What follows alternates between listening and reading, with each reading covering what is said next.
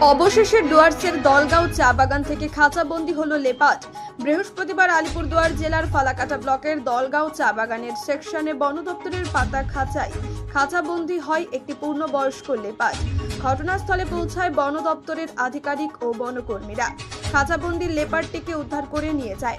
বাসিন্দারা জানান, দীর্ঘদিন ধরে চা বাগানে লেপার্ডের আতঙ্ক চলছিল।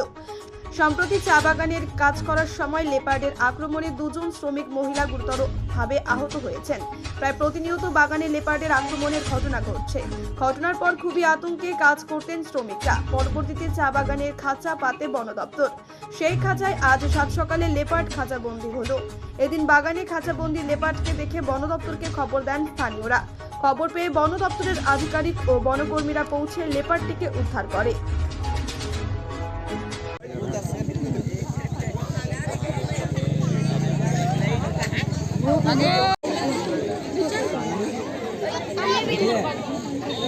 Ada lagi deh.